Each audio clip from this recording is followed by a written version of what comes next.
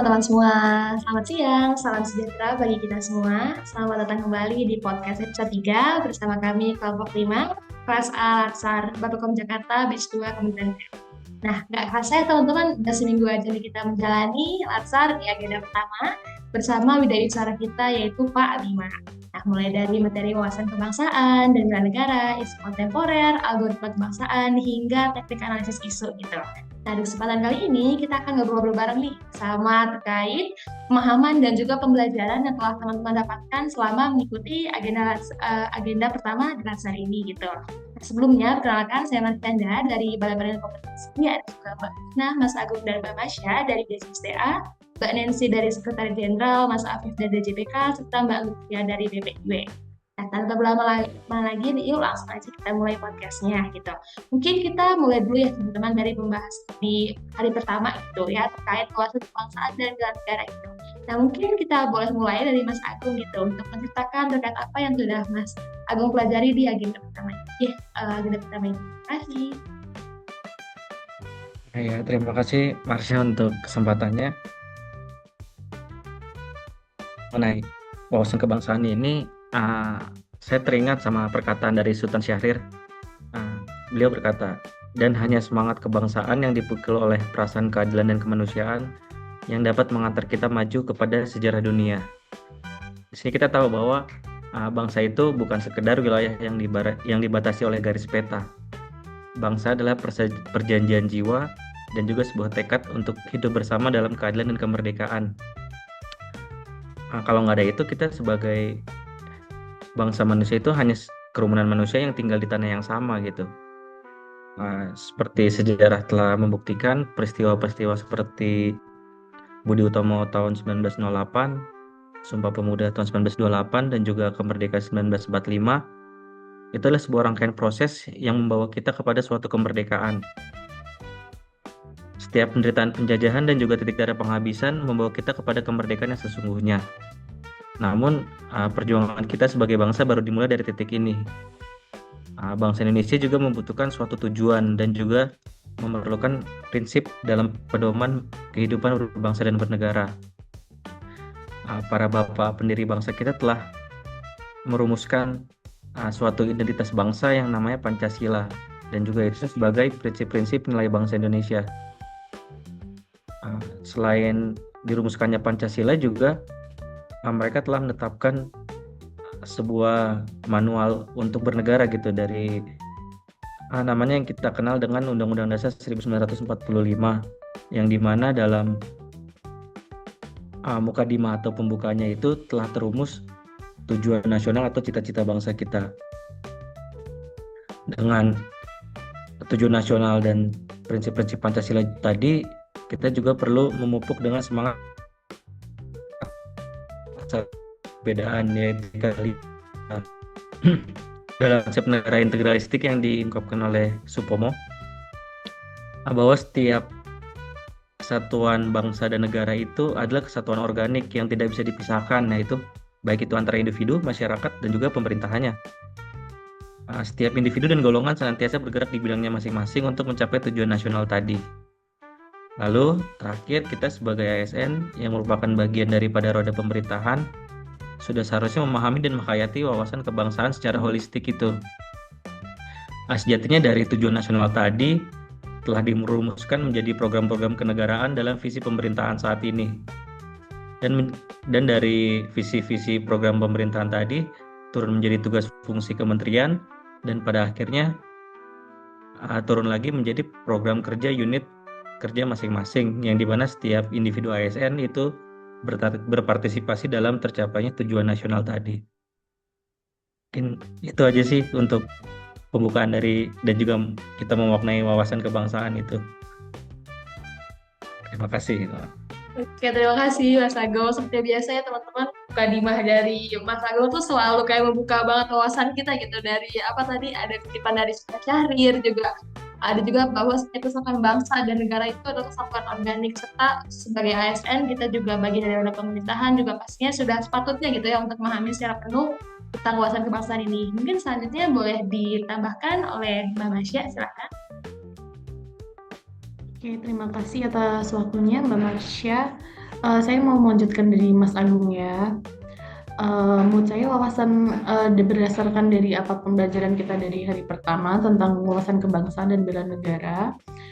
Pertama nih saya jelaskan dulu, wawasan kebangsaan adalah cara pandang bangsa Indonesia tentang diri dan temannya, mengutamakan persatuan dan kesatuan demi tujuan nasional yang berlandaskan 4 konsensus dasar berbangsa, yaitu Pancasila, UUD 45, NKRI, dan Bhinneka Tunggal Ika.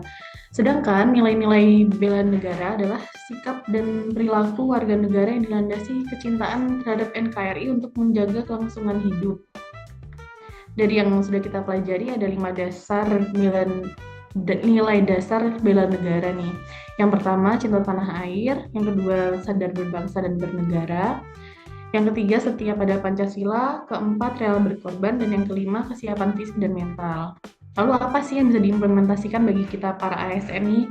Kita yang ada dalam sikap dan perilaku kita sehari-hari, kita bisa yang pertama menjunjung integritas, netralitas, dan profesionalisme, menghormati keberagaman rekan kerja, dan menjadi teladan disiplin dan memajukan kerjasama dalam kelompok ya. Lalu ada juga dalam melaksanakan tugas, kita bisa mengutamakan kepentingan publik dalam mengambil keputusan, menerapkan prinsip dan transparansi, mengelola sumber daya negara dengan efisien dan berkelanjutan. Lalu ada juga prinsip pelaksanaan wawasan kebangsaan dan bela negara nih di lingkungan kita yang ASN ini. Yang pertama bisa mulai dari diri sendiri, yaitu membangun integritas dan etos kerja, dan dimulai dari hal kecil seperti konsisten dalam menjalankan SOP atau aturan, aktif berkontribusi, dan berinovasi. Dan yang paling penting memastikan semua tindakan yang kita lakukan selaras dengan 4 konsensus dasar berbangsa yang tadi. Mungkin sekian dari saya, Mbak. Oke, terima kasih Mbak Masya atas penjelasannya. Tadi Mbak Masya sudah menjelaskan terkait definisi wawasan kebangsaan, bela negara, 4 konsensus dasar bangsa, prinsip, serta wujud implementasinya dari ASN ya. Mungkin selanjutnya, agenda pertama kita sudah selesai, teman-teman. Lanjut kita ke hari kedua, yaitu tentang analisis kontemporer. Mungkin boleh dijelaskan terlebih dahulu, ya Mas Adi. Silakan. Ya, terima kasih Mbak Marsyanda. Untuk hari kedua sih kita belajarnya di analisis isu kontemporer ya. Itu agendanya dirancang untuk mengasah sikap dan perilaku kita sebagai ASN untuk bisa menganalisis isu kontemporer negara. Tapi lebih fokus pada kemampuan praktiknya, yaitu bukan sekedar teori tapi siap secara fisik dan mental untuk menghadapi berbagai tanda tangan zaman. Pertama, kita waktu itu belajar lagi tentang wawasan kebangsaan dan nilai-nilai dasar bela negara yang berakar pada Pancasila, UUD, NKRI, dan Bhinneka Tunggal Ika. Ini mengingatkan kami bahwa sebagai ASN kita punya peran bukan hanya sebagai pelaksana administrasi, tapi juga penjaga persatuan bangsa. Kedua, di topik utamanya yaitu analisis isu-isu strategis kontemporer. Isu ini bukan hanya berita di media, tapi ancaman nyata yang bisa berdampak pada keutuhan dan kedaulatan NKRI. Misalnya, contoh paling banyak nih, korupsi, narkoba, teroris, radikalisme. Kemudian ada juga yang lebih spesifik lagi mungkin konflik kepentingan, atau yang lebih luas lagi, isu global seperti perubahan iklim, bencana alam, keamanan cyber, hingga perang dagang dan ketegangan geopolitik di Laut Cina. Dari materi ini kami belajar bahwa tantangan kebangsaan sekarang itu jauh lebih kompleks karena datangnya bukan dari serangan fisik tapi dari dunia digital atau ekonomi global. Tiga, kami tentang analisis isu itu sendiri, mulai dari mengidentifikasi masalah, menyaring isu yang kritikal, menganalisis dengan metode seperti SWOT atau Force Field Analysis, hingga membuat alternatif rekomendasi. Kuncinya adalah berpikir kritis dan kreatif, lalu memberi solusi yang bisa diterapkan. Terus yang terakhir nih, ada satu pesan yang sangat teringat waktu di hari kedua ini, yaitu bukan yang terkuat atau tercerdas yang bertahan hidup, tapi yang paling mampu beradaptasi dengan perubahan. Itu pesan yang cocok banget buat kita para CPNS sekarang, bahwa adaptasi ini penting, terutama karena lingkungan strategis terus berubah, baik di tingkat lokal maupun global. Udah sih, sekian. Oke, siap Mas Afif. Terima kasih banyak atas review ulangnya gitu ya untuk agenda kedua. Jadi teman-teman di agenda kedua ini kita belajar tentang analisis isu kontemporer gitu ya. Seperti yang tadi dijelaskan Mas Afif, ada banyak sekali isu yang dihadapi oleh bangsa kita ini, dari mulai yang coba nyatanya seperti kepentingan, isu korupsi gitu ya. Kemudian ada juga isu iklim, ketegangan politik, dan lain sebagainya. Dan tadi ada kutipan dari Mas Afif, bukan yang terkuat atau tercerdas yang bertahan, tapi siapa yang mampu beradaptasi gitu ya, selaras dengan nilai yang ada. Nah, mungkin selanjutnya boleh dilanjutkan oleh Mbak Nancy. Silahkan. Oke, makasih ya Mbak Masya. Kali ini saya akan menjelaskan pembahasan secara singkat tentang pelajaran yang saya dapat selama Latsar ini, yaitu tentang isu kontemporer. Dalam sesi ini saya belajar banyak hal tentang isu kontemporer ini di tempat kerja saya, dan bagaimana sikap saya sebagai ASN yang harus peka dan hati-hati dalam menyikapi isu kontemporer ini. Ternyata isu kontemporer ini bukan hanya soal uang atau jabatan, bisa juga dalam bentuk keputusan atau relasi, bahkan sikap memihak karena ada kedekatan pribadi. Saya juga diajak untuk mencari isu-isu kontemporer yang sering terjadi. Misalnya informasi di media sosial, teknologi AI, sampai kebutuhan pangan dan energi. Intinya sebagai ASN kita tidak boleh menutup mata dan kita harus ikut update. Yang paling menarik buat saya yaitu isu kepentingan yang tidak terlihat tapi nyata. Hal-hal seperti ini bisa bikin integritas kita sebagai ASN dipertanyakan. Lalu ada isu kontemporer, ternyata banyak hal yang terdekat sama kehidupan kita sehari-hari tapi sering kita tidak sadari. Dampaknya seperti penggunaan AI yang bisa menggantikan penggunaan manual atau hoax yang bikin masyarakat kita terpecah oleh berita-berita yang tidak benar. Saya sebagai ASN harus sadar menjaga integritas itu tidak gampang. Sekalipun itu keputusan kecil bisa berdampak ke depannya. Saya harus lebih berhati-hati dalam mengambil keputusan dan pastinya itu berdasarkan aturan dan nilai-nilai etika. Di zaman sekarang, di saat semua serba cepat dan terbuka, sekali kita hilang integritas, sulit buat kita untuk dipercaya lagi. Oke, segitu aja Mbak. Terima kasih. Oke, terima kasih Mbak Nancy atas review ulangnya. Tadi benar ya teman-teman semua, jadi karena di zaman sekarang itu integritas itu memang kita harus lebih dijaga lagi ya, dan juga lebih berhati-hati dalam membuat setiap keputusan, karena pastinya untuk mempertahankan dari integritas tersebut tuh tidak mudah gitu. Dan juga berhati-hati juga dengan informasi pada saat ini, misalnya seperti informasi di media sosial, AI, dan lain sebagainya. Mungkin kita lanjut ya teman-teman untuk review ulang di hari ketiga, yaitu tentang algoritma kebangsaan. Mungkin boleh dari Mbak Fia, silakan.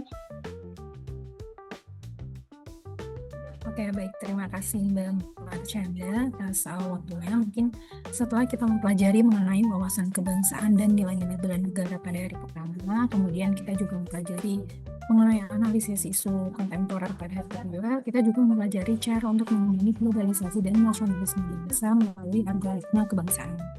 Ini seperti yang sudah disebutkan tadi, ada beberapa pembahasan, kemudian ada beberapa pembahasan mengenai konten-konten negatif juga. Nah, itulah yang akan menjadi pembahasan kita di hari ketiga ini.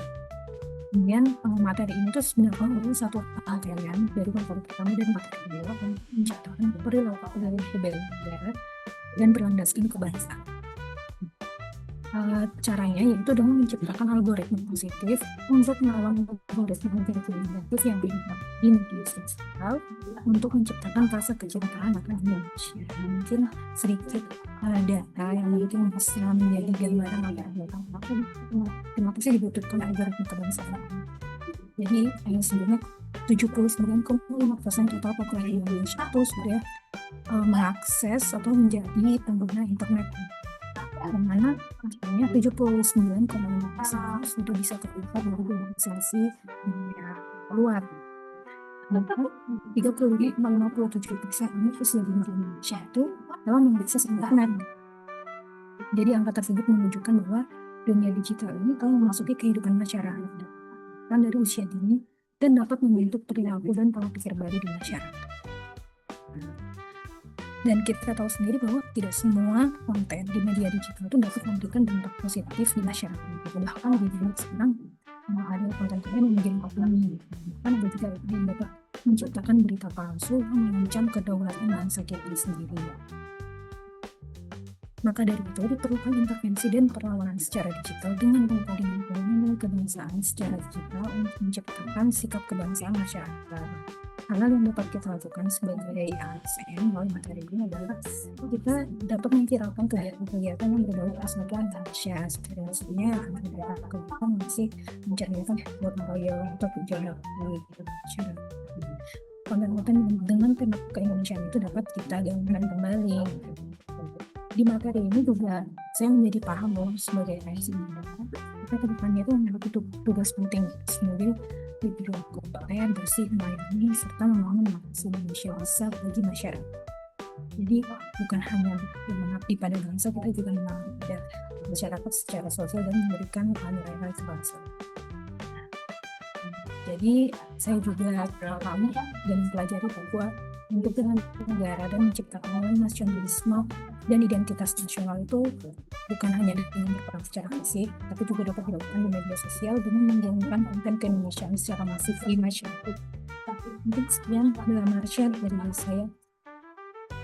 Oke, terima kasih Mbak Pia atas review ulangnya di materi kita di hari ketiga, yaitu tentang algoritma kebangsaan ya teman-teman, di mana yang kita tahu ya kalau sekarang itu kita sudah memasuki dunia digital gitu, dari usia dini hingga tadi usia yang lebih dewasa. Tadi juga sudah dijelaskan untuk data presentasinya dari Mbak Pia, dan pasnya juga kita sebagai ASN juga harus menyaring dan juga pintar-pintar memfilter gitu ya segala konten-konten dan juga berita hoax yang kita dapatkan di media sosial, dan juga jangan lupa untuk selalu aktif menyebarkan konten-konten teman-teman yang mungkin mau jadi TikToker atau Instagram yang positif gitu ya, juga boleh banget sebagai wujud bela negara juga gitu.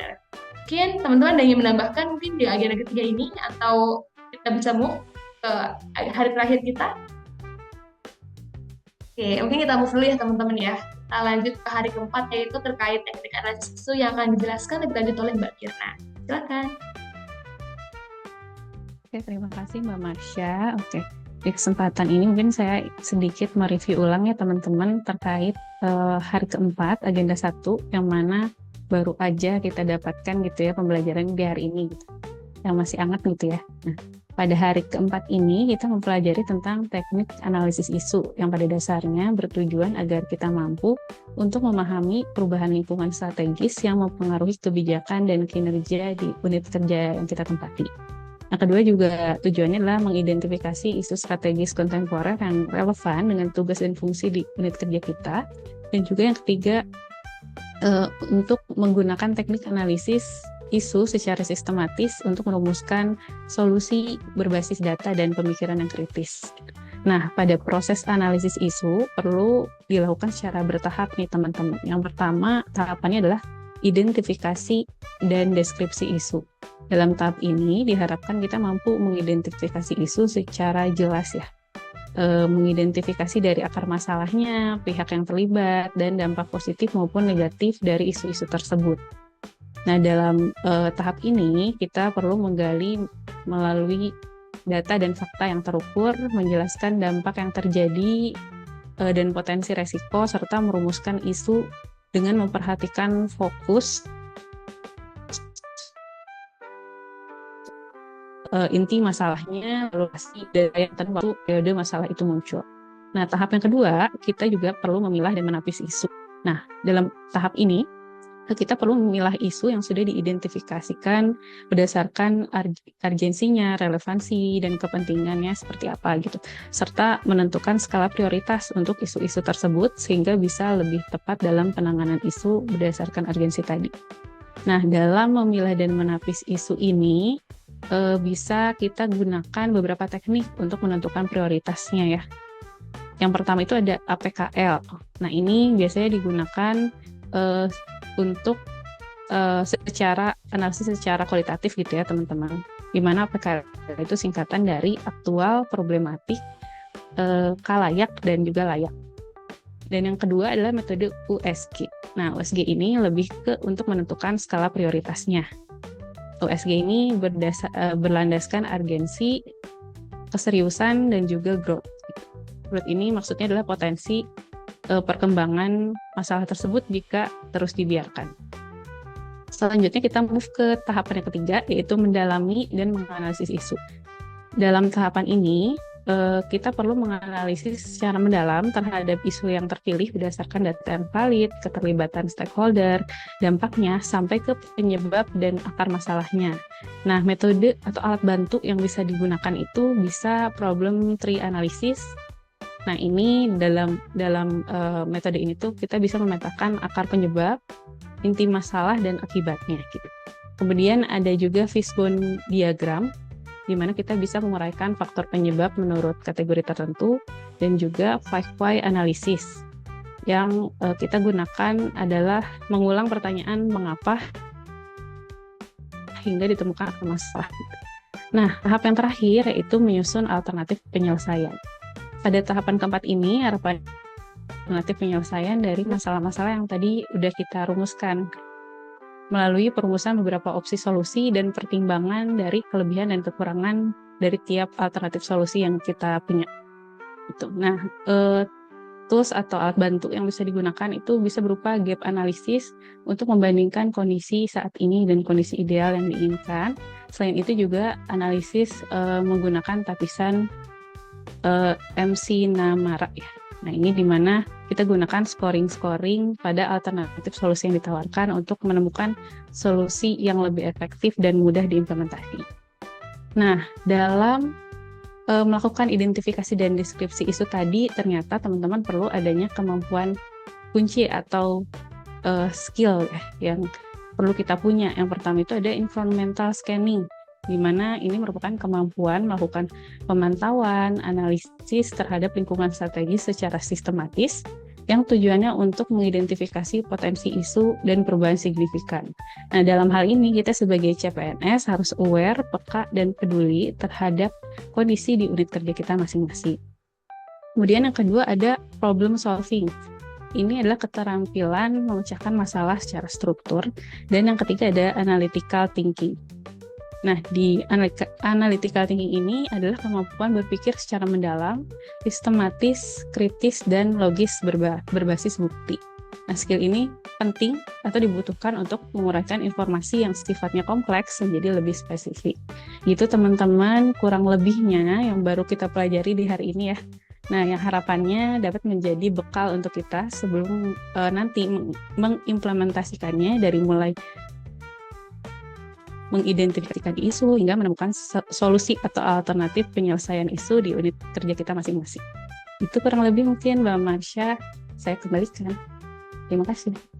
Ya, terima kasih banyak Mbak Mirna. Tadi sudah sangat detail dan komprehensif ya teman-teman untuk penjelasan bagian dari teknik analisis isu yang baru saja kita pelajari hari ini gitu. Dan harapannya di materi ini juga nantinya bisa menjadi bekal ya teman-teman untuk kita nantinya akan melaksanakan aktualisasi nanti yang setelah di agenda 4 dan nanti juga akan menjelaskan lebih lanjut juga di agenda 4. Dan tadi Mbak Mirna juga sudah menjelaskan banyak tentang dari dimulai identifikasi gitu, kemudian tahapan metode apa aja untuk pilih dan isu gitu, ada USG, dan juga APKL, dan ada juga proses mendalami dan menganalisis tersebut pakai problem tree analysis, akar inti masalah dan akibatnya, fishbone diagram dan sebagainya, kemudian sampai nantinya menyusun alternatif penyelesaian gitu. Dan pastinya benar banget kata Mbak Mirna juga, kita sebagai ASN gitu harus selalu aware, peka dan peduli juga mengembangkan untuk sebagai bagian dari bela negara. Ini teman-teman kita masih punya waktu sekitar 5 menit ya. Ada yang ingin menambahkan mungkin? Atau bisa kita cukupkan? Gimana teman-teman? Sudah aman semua? Atau kita langsung jump ke conclusion aja kali ya? Oh, Mas Alif ingin menambahkan? Oh, enggak. Oh, Mau jawab kirain. iya aja. Oke, teman-teman semua. Terima kasih banyak ya tadi atas pemaparannya dan review ulangnya gitu. Kita sebagai refresh kembali gitu kan. Kita udah 1 minggu ini sudah belajar bersama sinkronus dan juga sinkronus dengan berbagai penugasan yang berbagai macam gitu ya, teman-teman.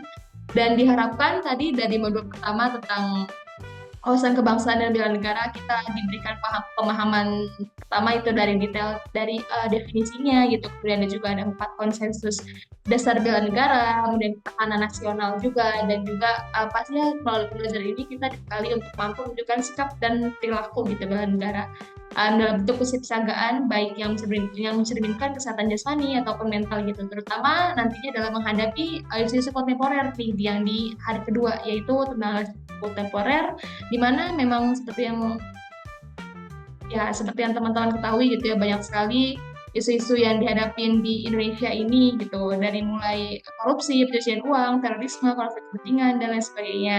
Dan caranya kita pasti sebagai ASN harus selalu peduli, berinisiatif dan juga berinisiatif, beraktivitas beraktif gitu lah pokoknya. Dan sebagai wujud nyata dari bela negara juga gitu. Dan peran kita sebagai ASN muda juga dijelaskan lebih lanjut di Algoritma Kebangsaan, di mana modul ini itu dibahas pentingnya kayak menghadirkan konten media yang membuat pesan-pesan kebangsaan yang menarik dan juga edukatif gitu. Jadi kita menggunakan pendekatan teknologi terbaru untuk menghadapi isu-isu tersebut gitu.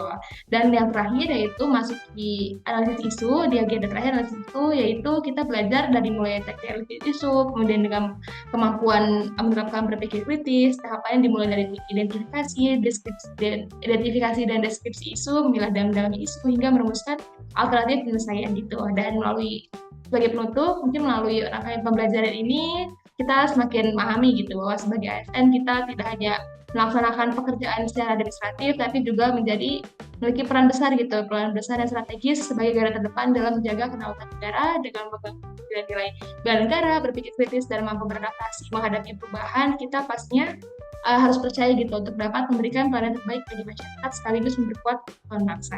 Mungkin itu teman-teman dari saya.